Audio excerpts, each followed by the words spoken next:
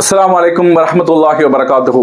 நாணயம் பால்படுத்தப்படும் பொழுது நீ அந்த நாளை எதிர்நோக்கு என்று அல்லாஹுடைய தூதர் சொன்னார்கள். அப்பொழுது ஒரு மனிதர் கேட்டார், அல்லாஹுடைய தூதரே, நாணயம் பால்படுத்தப்படுவது என்பது என்னன்னு கேட்டாங்க. அப்ப அல்லாஹுடைய தூதர் சொன்னார்கள், தகுதியற்றவரிடம் பொறுப்புகள் ஒப்படைக்கப்படும். அது போன்ற சூழலை நீங்கள் அடைந்தால் நீங்கள் உலகம் அழியக்கூடிய நாளை எதிர்பாருங்கள் என்று அல்லாஹுடைய தூதர் சொன்னார்கள்.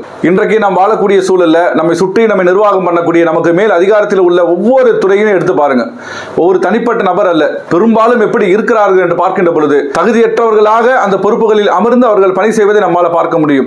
இந்த தேசத்தை, இந்த 130 கோடி மக்களை ஆளக்கூடிய மிகப்பெரிய ஒரு உச்சபட்சமான அதிகாரம் கொடுக்கப்பட்ட அரசாங்கத்தினுடைய இன்றைக்கு அமைச்சர்களாக இருக்கக்கூடிய பல பேர் பெரும்பாலும் குற்ற பின்னணிகள் உள்ளவர்களாக இருக்கிறார்கள். எல்லா சமுதாய மக்களையும் இணைத்து சமூக நல்லிணக்கத்தோடு நிர்வாகம் செய்யக்கூடிய ஒரு பொறுப்பு வைக்கக்கூடிய ஒரு இடத்தில் இருந்து கொண்டு எப்படியாக செய்கிறார்கள்?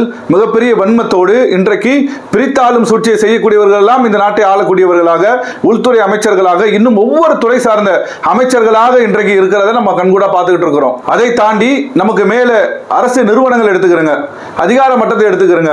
இவர் ரொம்ப நியாயமானவர், ரொம்ப நீதியான ஒரு ஆளு, இவர் லஞ்சம் பெற மாட்டார் என்று எத்தனை அதிகாரிகளை நம்மால சொல்ல முடியும்? எந்த துறை வேண்டுமானாலும் இருக்கட்டும், இவர் லஞ்சம் பெற மாட்டார், ரொம்ப நீதியாக நடக்கக்கூடிய ஒருவர், இவர் தன்னுடைய பொறுப்பை சரிவர செய்யக்கூடிய ஒருவர் என்று எத்தனை பேரை நம்மால விரல் நீட்டி சொல்ல முடியும்?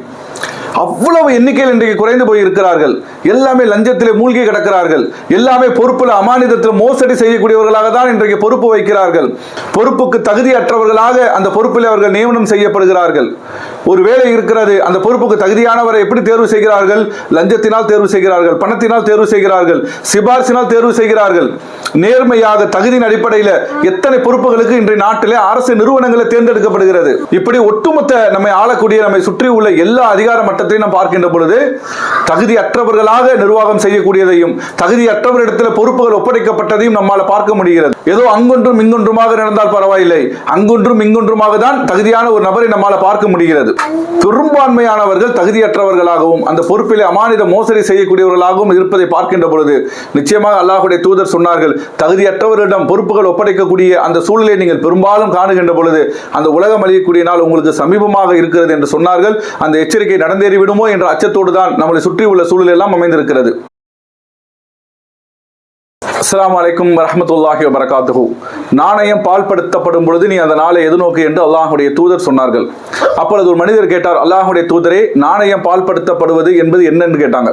அப்ப அல்லாஹுடைய தூதர் சொன்னார்கள், தகுதியற்றவரிடம் பொறுப்புகள் ஒப்படைக்கப்படும். அது போன்ற சூழலை நீங்கள் அடைந்தால் நீங்கள் உலகம் அழியக்கூடிய நாளை எதிர்பாருங்கள் என்று அல்லாஹுடைய தூதர் சொன்னார்கள். இன்றைக்கு நாம் வாழக்கூடிய சூழல்ல நம்மை சுற்றி நம்மை நிர்வாகம் பண்ணக்கூடிய நமக்கு மேல் அதிகாரத்தில் உள்ள ஒவ்வொரு துறையும் எடுத்து பாருங்க. ஒவ்வொரு தனிப்பட்ட